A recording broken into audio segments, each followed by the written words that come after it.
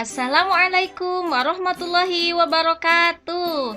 Hari ini, yuk belajar PLH bersama. Kita kelas 5 sudah masuk ke bab 2, yakni pola hidup sederhana. Kita bahas bareng-bareng ya. Namun, sebelum belajar ada yang harus dipersiapkan dulu nih. Sebelum belajar, kita baca basmalah dulu ya. Bismillahirrohmanirrohim. Yang pertama, siapkan alat tulis. Yang kedua, perhatikan penjelasan guru dengan seksama dan sampai selesai. Ini harus diperhatikan dan sampai selesai. Ini penjelasannya itu tidak disimak sampai selesai sehingga dia bertanya kembali, padahal penjelasannya sudah ada di video ya. Yang ketiga, segera kerjakan tugas yang diberikan apabila ada tugas dan kumpulkan sebelum batas waktu yang ditentukan. Penjelasannya, yang pertama, kebutuhan hidup manusia. Sebagai makhluk hidup, manusia harus dapat mempertahankan kelangsungan hidupnya. Untuk dapat mempertahankan kelangsungan hidupnya, manusia harus berusaha memenuhi kebutuhan hidupnya.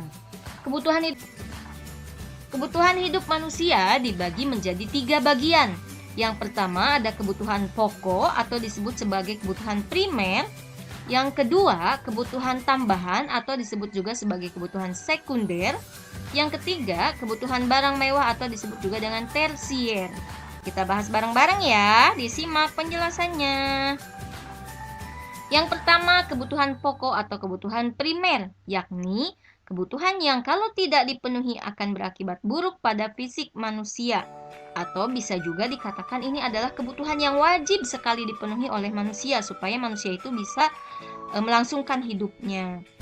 Atau disebut juga dengan kebutuhan primer ya. Contohnya di sini misalkan sandang atau pakaian. Kalau manusia tidak memiliki pakaian, maka dia akan kedinginan, panasan, sehingga itu akan berakibat buruk pada fisiknya. Kemudian pangan, ini paling penting nih, makanan dan minuman. Kalau manusia tidak bisa makan, tidak bisa minum, tidak memiliki kebutuhan pokok pangan ini, maka akan berakibat buruk pada manusia. Bisa berakibat kelaparan dan bisa paling fatalnya itu bisa kematian ya. Kemudian papan, sama seperti sandang, kalau manusia ini tidak memiliki tempat tinggal, maka dia akan kedinginan, kepanasan, dan akibat buruknya juga pasti akan mengakibatkan kematian. Sama juga dengan udara ya. Berikutnya, kebutuhan tambahan atau kebutuhan sekunder, yakni kebutuhan yang kalau ditunda tidak berakibat fatal atau kebutuhan yang baru diperoleh setelah kebutuhan primer ini terpenuhi. Ya, kalau misalkan sandang, pangan, papannya sudah terpenuhi, maka baru boleh membeli atau mengkonsumsi kebutuhan tambahan seperti sepeda, motor. Kalau misalkan seseorang itu tidak memiliki sepeda, apakah akan berakibat fatal pada kehidupan manusia? Tentu tidak kan? Makanya di sini masuk kepada kebutuhan tambahan atau kebutuhan sekunder. Dan masih banyak lagi contoh-contoh lainnya ya. Yang ketiga, kebutuhan tersier atau kebutuhan barang mewah. Ini biasanya dipenuhi kalau kebutuhan primer dan kebutuhan sekunder ini sudah terpenuhi. Contohnya misalkan kendaraan mewah. Di sini di kebutuhan tambahan sudah memiliki kendaraan.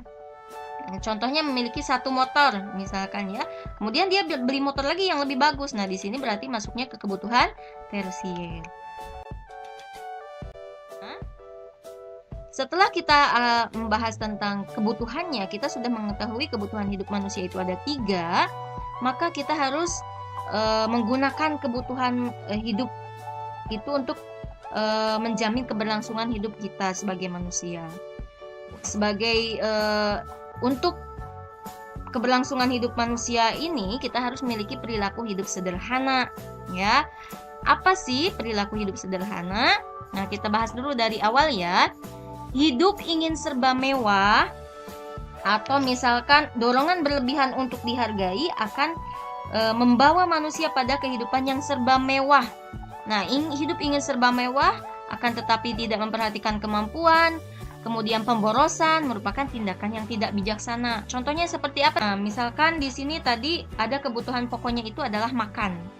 Makan itu kita memerlukan sepiring nasi, sepotong tempe, sepotong daging, tapi karena ingin disebut berada, kita memesan beberapa potong daging, ya, beberapa potong tempe dan beberapa macam hidangan lainnya.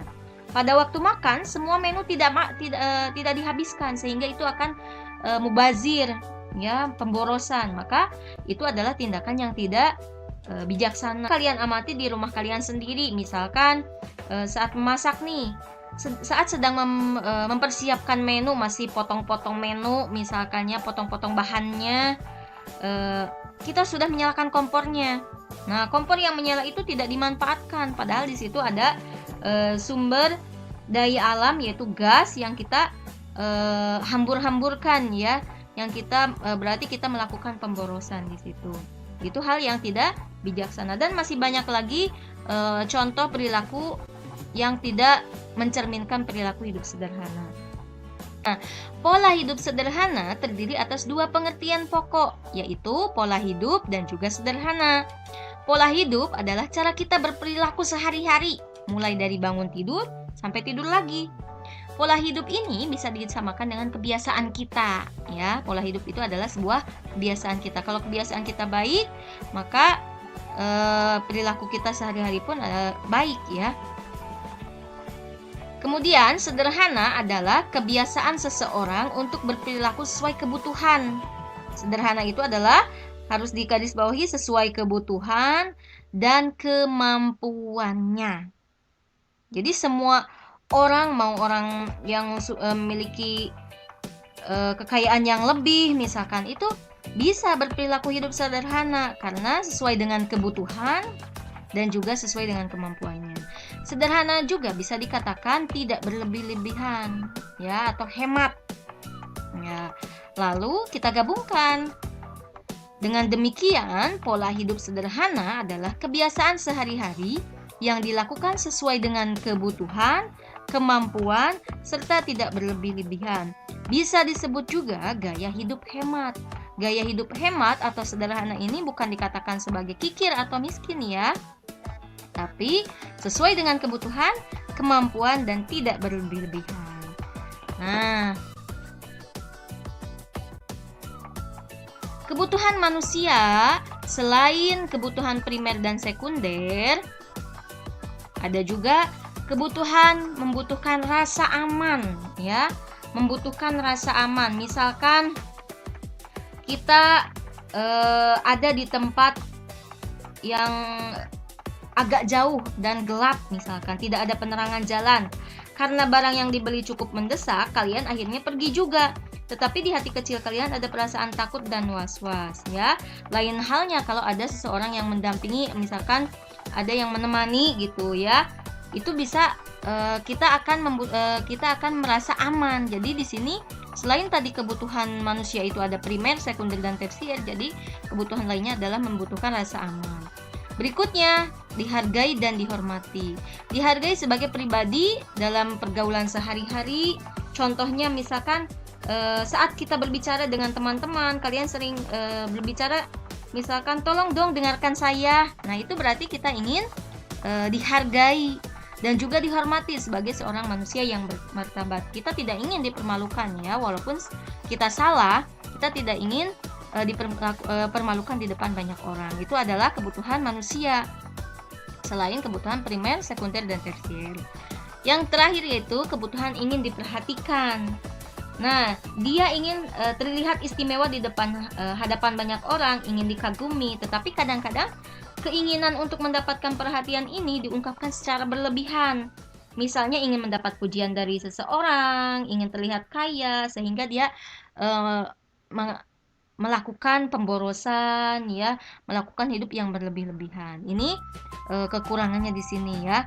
Makanya kita harus bisa mengkontrol diri kita supaya tidak sampai kepada perilaku boros dan juga perilaku berlebih-lebihan. Makanya di sini kita bahas perilaku hidup hemat. Walaupun kebutuhan manusia itu ingin diperhatikan, ingin dihargai, dihormati, tetapi kita harus memiliki rasa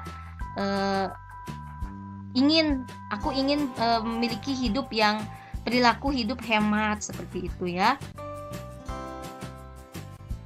solusi supaya kita bisa melakukan hidup hemat, yakni sebelum mengambil keputusan untuk mengkonsumsi sesuatu, alangkah lebih baiknya kita merencanakan terlebih dahulu, yakni dengan mencatat barang-barang yang diperlukan dan dipertimbangkan sesuai dengan kemampuan kita. Contohnya kita sebagai siswa nih, kita akan membeli pensil. Pensil kita kalau misalkan belum habis, belum sedikit lagi, itu tidak usah dibeli dulu, habiskan dulu ya. Kemudian misalkan aku ingin pensilnya itu yang harganya sesuai dengan kemampuan kita, misalkan 5.000. Nah, berarti tidak boleh lebih dari 5.000. Itu karena kemampuan kita hanya sebatas sampai 5.000 ya. Hal ini perlu agar barang yang kita konsumsi, agar barang yang kita gunakan benar-benar sesuai dengan kebutuhan dan kemampuan kita, bisa dimanfaatkan sesuai dengan fungsinya ya, tidak memaksakan sehingga kita berlebih-lebihan, kita nanti akan berakibat sombong kalau misalkan kita berlebih-lebihan. Itu tidak boleh seperti itu ya. Makanya di sini kuncinya, kalau mau mengambil keputusan dalam mengkonsumsi sesuatu, alangkah lebih baiknya adalah direncanakan dulu, catat dulu apa yang sesuai kebutuhan kita, apakah sesuai dengan kemampuan kita atau tidak ya. Yang sesuai dengan pola hidup, yang memperhatikan pola hidup sederhana. Contohnya banyak dalam kehidupan kita sehari-hari ya. Misalkan menggunakan sumber daya alam sesuai dengan kebutuhan. Contohnya menggunakan air untuk mandi, mencuci, tidak dihambur-hamburkan, dibiarkan aja keran airnya. Berarti itu tidak mencerminkan perilaku pola hidup sederhana ya. Kemudian yang kedua, misalkan menggunakan perabotan rumah yang sesuai dengan kebutuhan. Membeli lemari pakaian sesuai kebutuhan. Contohnya misalkan lemari pakaian di rumah sudah ada, tapi misalkan bajunya nambah lagi sehingga dia memerlukan lemari pakaian yang baru. Itu sesuai kebutuhan kan ya, tidak ingin terlihat mewah, terlihat berlebih-lebihan, kemudian tidak melakukan pemborosan, sesuai dengan manfaatnya. Berikutnya, menggunakan pakaian dan peralatan sekolah sesuai dengan aturan dan sewajarnya. Contohnya menggunakan pulpen, buku untuk mencatat, tidak untuk mencoret-coret dinding, atau tidak dipakai kertasnya itu untuk main bola ya. Itu tidak boleh. Berarti itu kalau misalkan seperti itu tidak mencerminkan pola hidup sederhana. Kemudian pakaian yang digunakan saat ke sekolah atau aksesoris yang digunakan saat sekolah itu tidak berlebih-lebihan, sewajarnya saja ya. Berikutnya, tidak menghamburkan uang untuk jajan yang tidak perlu. Misalnya jajannya dikasih uang 10.000, terus dihambur-hamburkan terus sampai jajan lagi, padahal dia udah kenyang ya. Tidak seperti itu, sesuai dengan kebutuhan dan kemampuan kalian. Atau misalkan uang jajannya 10.000 tapi jajannya lebih dari 10.000, itu tidak boleh. Berarti tidak memperhatikan pola hidup sederhana. Makan seadanya, tidak pilih-pilih di rumah nih. Yang makannya suka pilih-pilih berarti itu tidak mencerminkan atau tidak memperhatikan perilaku pola hidup sederhana. Kemudian menghabiskan makanan dan menggunakan kendaraan sesuai kebutuhan. Misalkan yang jaraknya dekat nih sekolahnya, bisa jalan kaki misalkan, atau adanya misalkan sepeda, bisa dari sekolah ke rumah itu bisa menggunakan sepeda, tidak usah menggunakan mobil. Itu bisa ya, gunakan sepeda untuk pergi ke sekolah jika jaraknya dekat, seperti itu. Itu adalah contoh perilaku yang memperhatikan pola hidup sederhana. Ada latihannya. Nah, di sini nanti dikerjakan apa yang dimaksud dengan kebutuhan pokok. Tadi sudah dijelaskan ya. Berikan 3 contoh kebutuhan pokok. Apa yang dimaksud dengan kebutuhan tambahan, dan sebutkan 2 contohnya. Apa yang dimaksud dengan pola hidup sederhana, jelaskan. Dan kelima, sebutkan 3 contoh perilaku hidup sederhana. Tadi sudah semua ya, sudah dijelaskan. Mudah-mudahan bisa dipahami, latihannya bisa dikerjakan dan dikirimkan sebelum batas waktu yang telah ditentukan. Terima kasih atas perhatiannya. Assalamualaikum warahmatullahi wabarakatuh.